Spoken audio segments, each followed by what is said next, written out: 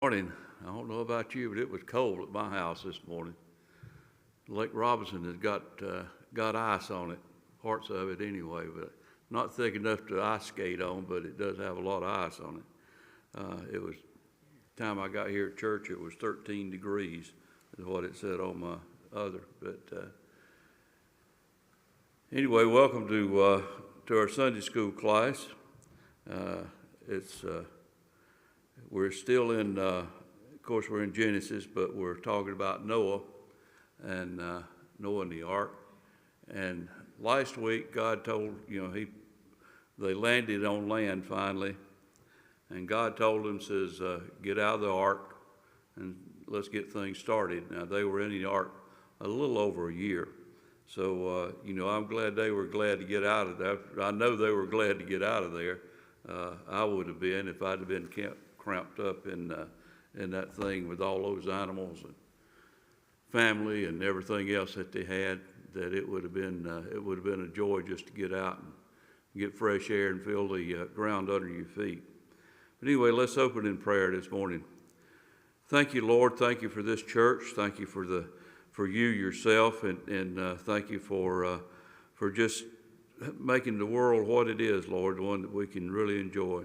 Bless this lesson, Lord, and keep us this week as we go and keep this lesson in mind as we go through this world and we meet people, Lord, that we meet them on terms that you would have us meet them on. In Jesus Christ's name we pray.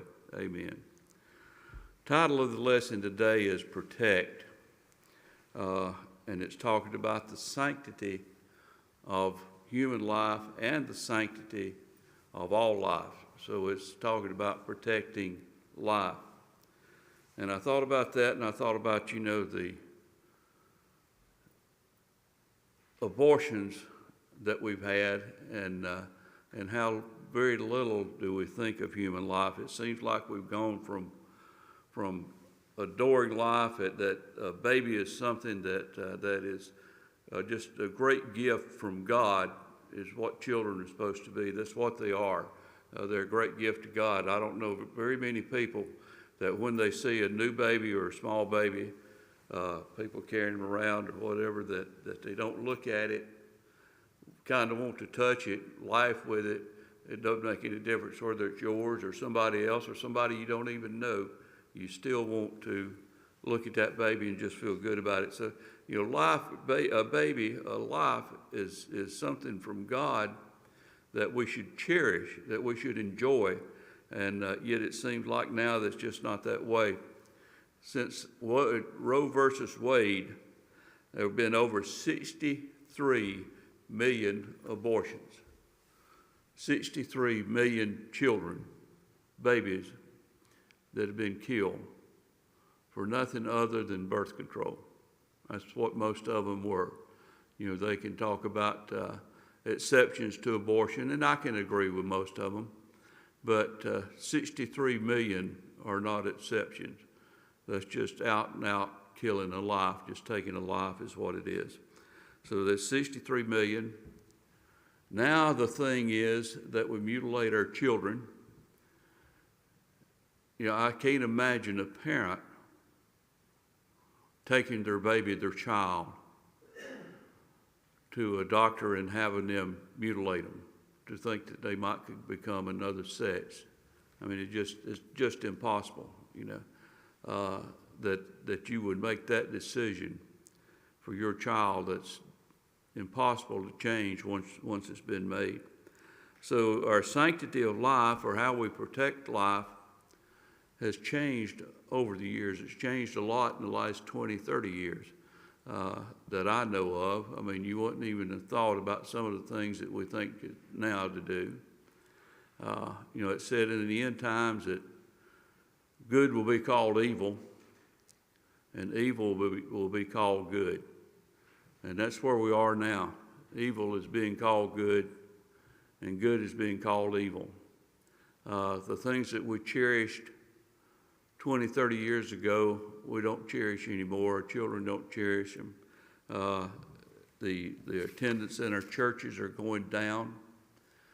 I think there is going to be a great revival. I think soon. I hope or feel like it's going to be a great revival.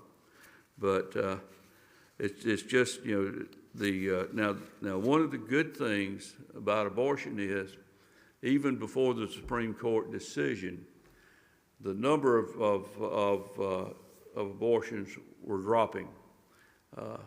One of the reasons were it's still abortion is chemical abortion. They could take pills and abort the baby or the child. So that's one reason it was, but they are dropping, and they've dropped drastically since the Supreme Court decision. So you can argue with it, or you can despise it, or whatever you want to do. It still has been effective in saving lives. I heard that the other day, I think it's somebody from Texas was talking, said that since the Biden administration had taken over in the 3 years, that no, I think I'm wrong there, but anyway, we've had, in the last several years, I guess it is, we've had 60 million illegal immigrants. That's bigger, a lot more people than live in South Carolina. And then we've had 63 million abortions. That's more people than live in South Carolina. But, our economy, if you read it, they talk about the economy needs to expand, and we need workers, and we need this, and we need that, and that's why they try to justify that reason. But when it puts all the pressure on our schools, bringing diseases in that we're not familiar with, there's a lot of pressure, and there's a lot of good ways to do it. I've been to Mexico and went out to Chichen Itza and from Cancun, and we drove through the middle of Mexico. And if you've ever been down there, you could understand why somebody would want to come from there to here. And it's and most of them do. They do come here looking for a job, looking for opportunities, looking to send money back to their relatives in Mexico. So I'm not going to say that immigration is bad. It's the way it's being done and the way it's been put pressure on us, and also there's a lot of risk in all of it. But I could understand why they'd want to come here. You drive through there, and the bus driver would go through there, and there'd be stick houses, and there'd normally be 3 of them. And the bus driver said that they had one main living area, a cooking area, and then a bath area is what it was. But it was just nothing but sticks. Saw pigs strung up, for slaughter. I mean, it's just amazing that people can live in something like that. But like I say, I'd want to come here too if I was me. But anyway, the sanction of life is, here's talking about a baby. This is Psalm 127, 3 through 5. And it says, children are a heritage from the Lord, offspring a reward from him. Like arrows in the hands of warriors are children born in one's youth. Blessed is the man whose quiver is full of them. They will not be put to shame when they contend with their opponents in court. In other words, the more children you have, the better off you are, is what it's saying there. And they are reward from him, from heaven is who their reward from. As I said, Noah had just got out of the ark. It just came in. And, Genesis 9 opens with a fifth commandment from God. And the fifth communication of God to Noah. And it kind of mirrors the same thing he told Adam, because really, Noah is the beginning of second beginning of life on earth. So he is the second Adam, if you will look at it that way. But anyway, his instructions echoed the instructions given to Adam. He was charged with repopulating the planet. He spoke to Noah about the plan for sustaining life on earth. It would involve a new relationship between animals and man. Up until that time, it seemed like that the animals and man had a kind of quid pro quo relationship, or man didn't eat animals because they didn't eat flesh at that time. I'm sure some did, but it wasn't supposed to. But anyway, and animals didn't attack man. Lions, and it says when Jesus comes back, the lion and the lamb will lay together. Apparently they did at that time too, before this. And anyway, so that was a different relationship that was caused after that. And it says here that though Adam was a farmer and his son Abel was a shepherd, Noah and his offspring would now become hunters, along with tilling the ground and herding livestock. So now they become a hunter of animals is what they do. And of course, the reason they hunt them is for food. God spoke directly about the taking of life and the penalty for shedding blood, because humanity was created in the image of God. As I was studying this, I came across a sentence that I thought I wrote it down, but I don't see it. That really makes a lot of sense when you think about it. Is that it says, the sentence is, I have never met anyone that Jesus didn't die for. You may not like them when you meet them, but you're supposed to. And one of the reasons you're supposed to is that everybody is created in the image of God. You have the image of God. So how can I hate you or not like you because you have the image of God in you is the reason I can't. It doesn't make any difference whether you're white, black, green, purple, whatever. I used to work with a guy that called colored people. I'd always ask him, say, what color are they? But anyway, it doesn't make any difference what they are. We're supposed to love them because that's what it is. They have an image of God. When I meet anybody, the first thing I try to do is find something that I like about them. If I can find something I like about them, the idea of me not hating them or putting them in a different category than myself is very unlikely. But that's part of the sanctity of life, is how can I harm somebody physically or mentally or financially or whatever, if I know that they're in the image of God and that Jesus died for them also. He died for me, but he died for them. So part of my being a Christian is that I love them. So how can I harm them or want to harm them if I love them? That's part of the protection that Jesus is talking about, that God's talking about in this passage is the reason for the lesson today. The chapter we go through here, and we don't get to it and all that, but it's also talking about a dark shadow. Said after cultivating a vineyard, Noah became drunk and naked, bringing shame on the man of God. Talking about himself. Adding to the shame of Noah's debauchery was the disrespect and the mockery of his son Ham. Ham disrespected Noah and mocked him, but Noah didn't, for whatever reason, Noah didn't put a curse on him, but Noah pronounced a curse on his son Canaan. The text is not clear as to why he put the curse on him and not Ham. But anyway, it was Canaan became the father of the inhabitants of the promised land when Moses brought him out of the other. But anyway, the verses, we go into the blessing, and that's verse 1, chapter 9, 1 through 4. As I said, they were just coming out of the ark. God had told them to get out of here. Then God blessed Noah and his sons, saying to them, be fruitful and increase in number and fill the earth. The fear and dread of you will fall on all the beasts of the earth, and on all the birds in the sky, on every creature that moves along the ground, and in all the fish in the sea. They are given into your hands.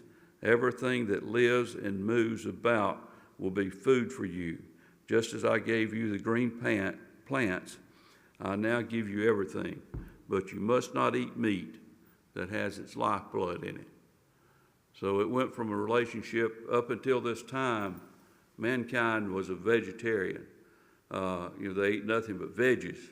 And of course, we kind of mock some of those people today. Some of us meat eaters do. But now he's made a different relationship, and we can now, or mankind can now eat meat. So they'll be able to hunt them, eat them, do with them whatever they need to do. And one thing also, when you read this and you read what the instructions to Adam were, he gave us the dominion over animals and everything else. It's our world. It's not their world. It was, they're in it, but that's not their world. This is our world. We have domination over everything. So when they talk about, that you shouldn't do this because it's going to harm that, if it benefits mankind, it's our world. That's what we're supposed to do. We're supposed to take care of our world. We're not just supposed to live in it and never do anything with it. We are supposed to take care of it. When it says to be fruitful and increase, this represents the second creation. The Creator had issued the same man on day 5 of creation, same command. On the 6th day of creation, he commanded humanity and by extension the animals to do the same.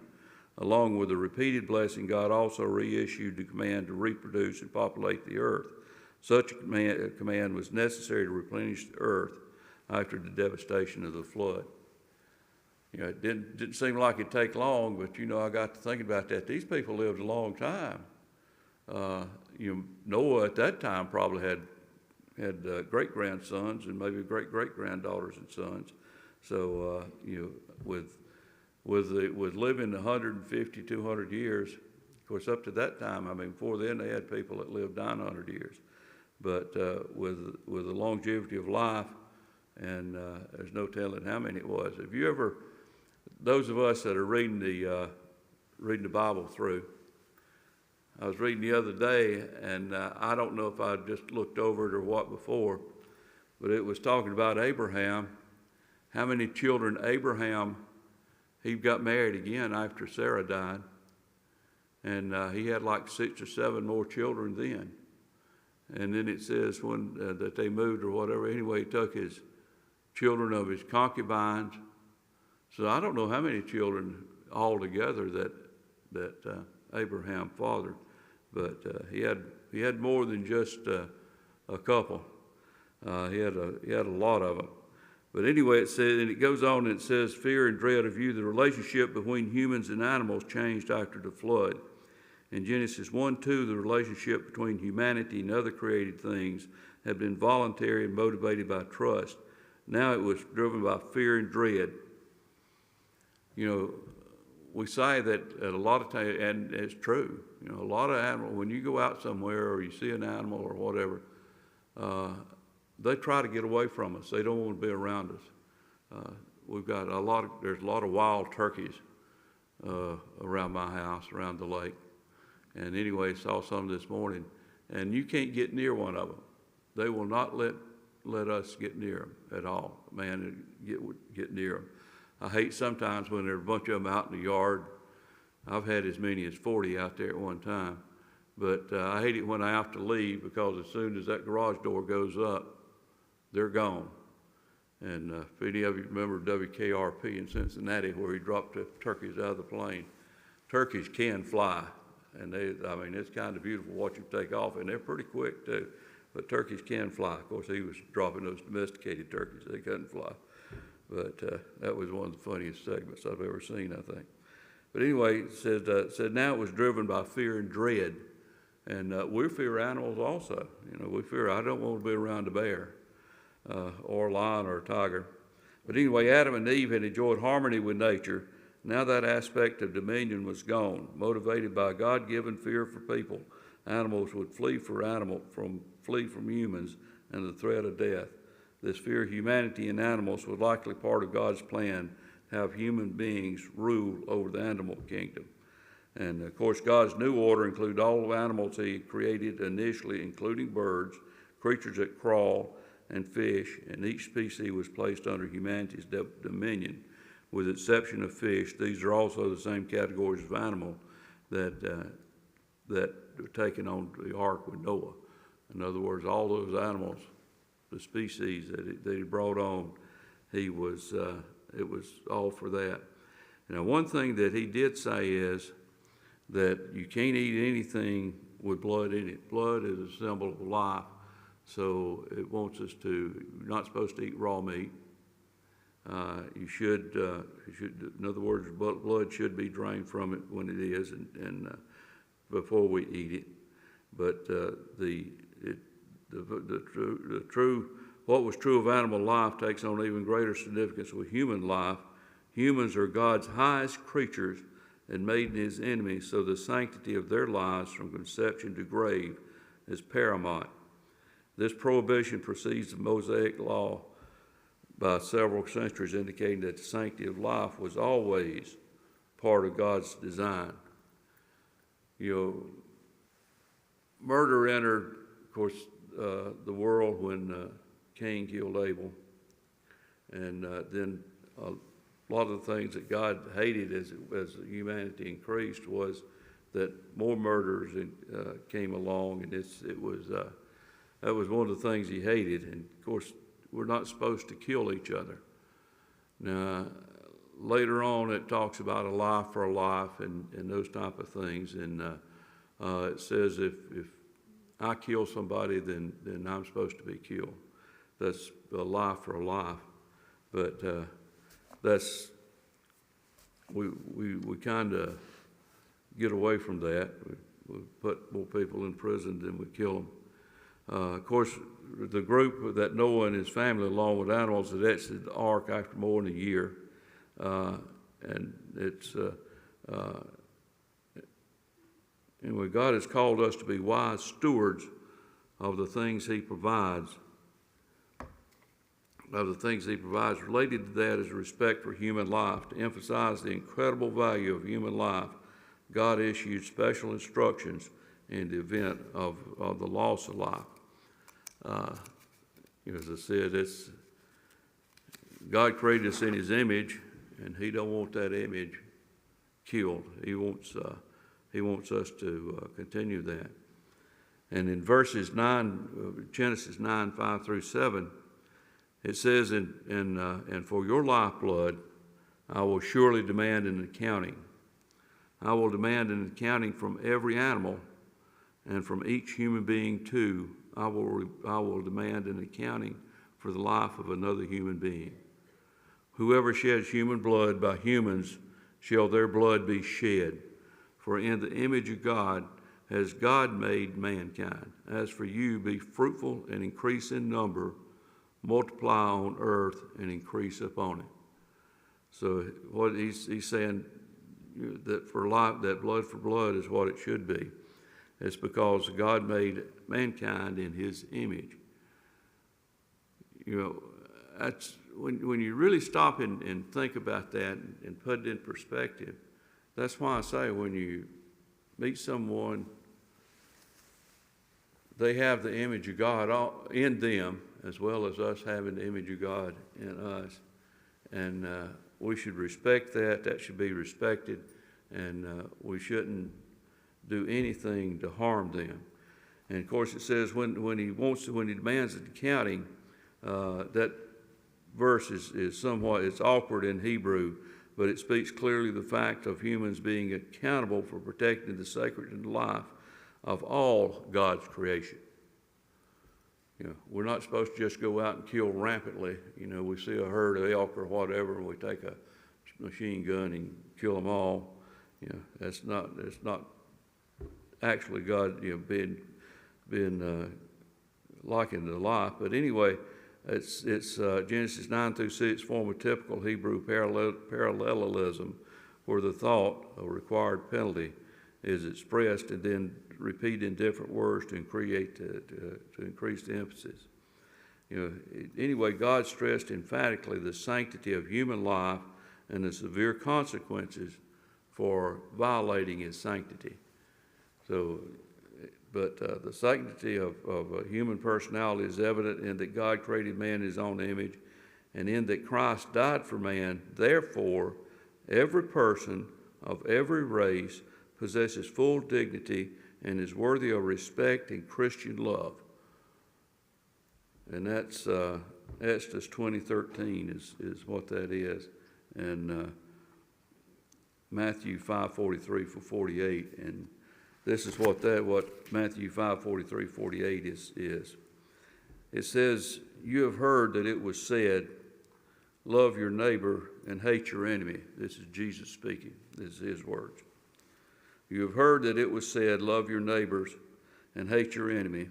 But I tell you, love your enemies and pray for those who persecute you." That's a hard command, isn't it? It's not just, don't worry about them, or, don't interact with them. Don't have anything to do with them. Put them over in the corner and forget about them. It says, "But I tell you, love your enemies and pray for those who persecute you, that you may be children of your Father in heaven. He causes his sun to rise on evil and the good, and sends rain on the righteous and unrighteous. If you love those who love you, what reward will you get? Not even the tax collectors are doing that."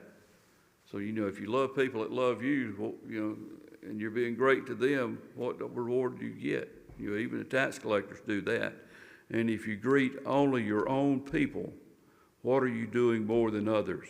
Do not even pagans do that? Be perfect, therefore, as your heavenly Father is perfect." In other words, love everybody as yourself. And it doesn't say just the people that love you, but it's everybody. It's everybody. Everybody is what it is. And of course, demanding a life for a life, and the penalty for taking human life extends to both animals and humans. In other words, God's going to take care of that.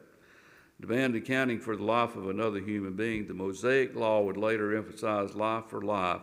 The focus here is not so much on carrying out the death penalty as on making sure everyone places the same value on human life that God places on it.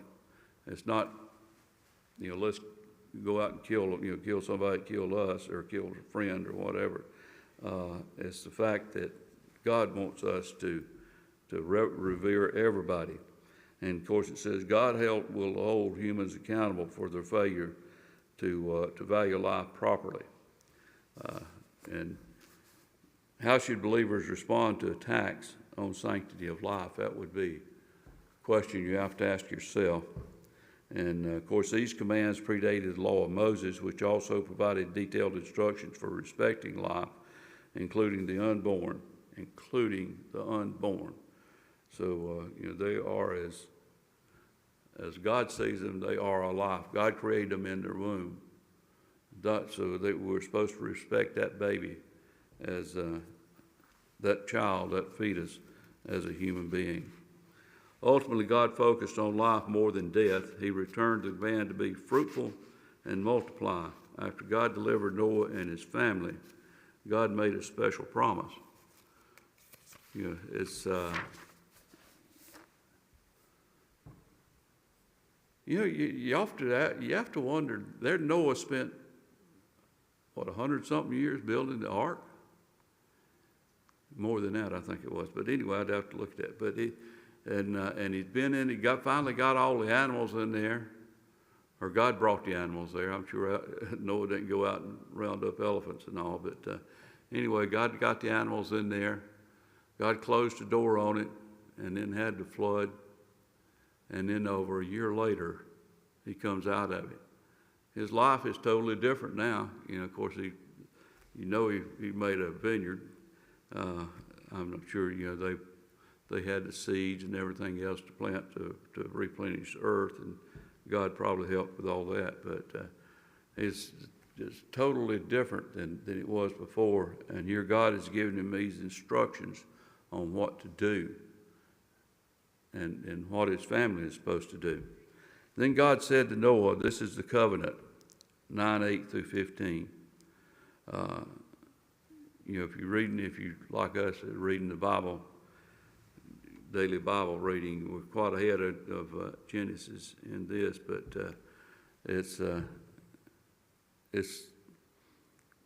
I have read the Bible, read parts of it. I've read all of it before, but I have never sat down and really gone through the Bible, like we're doing now, like most of us are doing. But I've taught lessons all the way through the Bible. Then God said to Noah and to his sons with him, I now establish my covenant with you and with your descendants after you, and with every living creature that was with you, the birds, the livestock, and all the wild animals, all those that came out of the ark with you, and every living creature on earth. I establish my covenant with you. Never again will all life be destroyed by the waters of a flood. Never again will there be a flood to destroy the earth. And God said, this is the sign of the covenant I am making between you and me and every living creature with you, a covenant for all generations to come. I have set my rainbow in the clouds, and it will be a sign of the covenant between me and the earth. Whenever I bring clouds over the earth and the rainbow appears in the cloud, I will remember my covenant between me and you and living creatures of every kind. Never again will the waters become a flood to destroy life. And of course, the covenant, a form of Hebrew word for establish, is used 3 different times in this passage. It means to fix, to stand, or to confirm. It also appears in 3 different Hebrew tenses: imminent, future, present, and past tense. This emphasizes the unilateral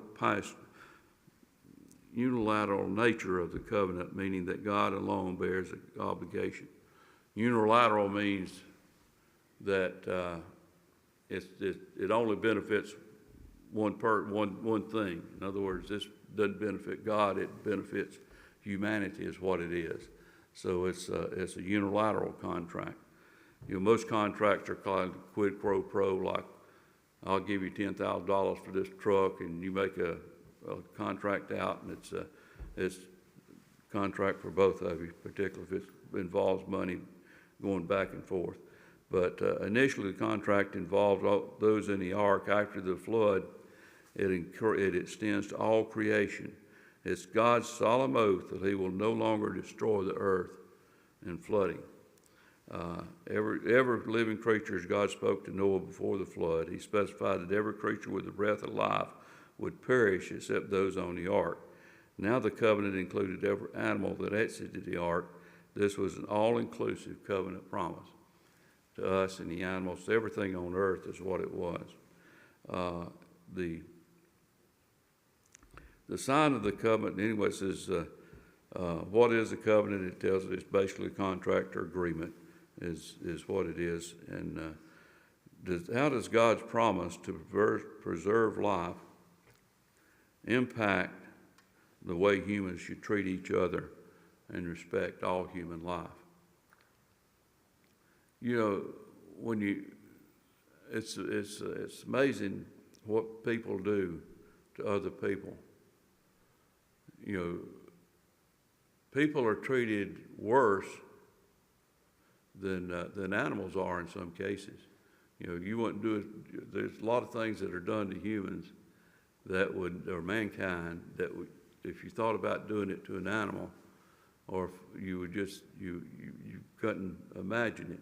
But we disrespect each other more than you can even think, and you can see it in different interactions. You can see it and sometimes in different interactions with children and parents. The parents don't respect the children, and the children don't respect the parents. It's just chaos, and I don't know why we live in chaos, but I do know why. We've invited the devil into this country. We've invited him into everything that we do. And they're even now trying to make laws or make a pastor not be able to say certain things. The Methodist Church now says that you're not supposed to use hate speech like husband and wife. That's hate speech. Like I say, we call good evil and evil good. We mutilate our children. We same-sex marriage, we applaud it. They're just things that go on in our world that when you look at it through the lens of the Bible, that it just can't believe it. And if you're a Christian and you see these things, it just turns your stomach. But I thought about that and I thought, God says, and I'm supposed to love these people. And I think through that, that if I demonstrate love, that maybe they'll demonstrate love towards other people, or demonstrate love towards Christ. The song that says He loved me ere I knew Him. When I first heard that song, it made a big impression on me. That Jesus loved me before I even knew Him. And I think that, when we show that love, that kind of love, to other people, maybe it might turn them around and they'll show love towards people other than themselves. Love is you can demonstrate love in a lot of ways. Sometimes just greeting people, as it says in this passage, or it says in the psalm that, or passage, says that, that even the tax collectors, which the tax collectors were hated at that time, but it says even the tax collectors will love everybody, or love themselves. They'll love other taxpayers. So, you're not doing anything other than a pagan would do. Or if you just speak to your own kind, then you're just doing anything that anybody would do. So, when we are disciples of Jesus Christ, and we're supposed to be out there, as He said, go out into the world and demonstrate me, or tell people who I am, and to do it through love. And that's what we need to do. We need to let people see Christ in us. The greatest thing we can do is to witness to somebody, is witness it by what we are. It may turn them off if we try to talk to them about Jesus. Hopefully once we get an opportunity we will, or we can. But our greatest witness is ourselves. So if you demonstrate love and you show love towards others, then maybe they'll show love towards you, and maybe they'll want to know where that comes from, and then we can show them, we can tell them that God said that we're to love everybody, and He didn't say you're supposed to pick them out. As a matter of fact, He says you're supposed to love everybody. It says hate your enemy, but no, He says no, don't do that. Love your enemy. Let's close in prayer. Lord, when we study these passages that tell us who You are and what we're supposed to be, and we look around and we see what's going on, then let us be more You, Lord. Let us be more like Christ, as we're supposed to, as we go through our life's journey, that we become more and more like You, and that our lives be a witness to You.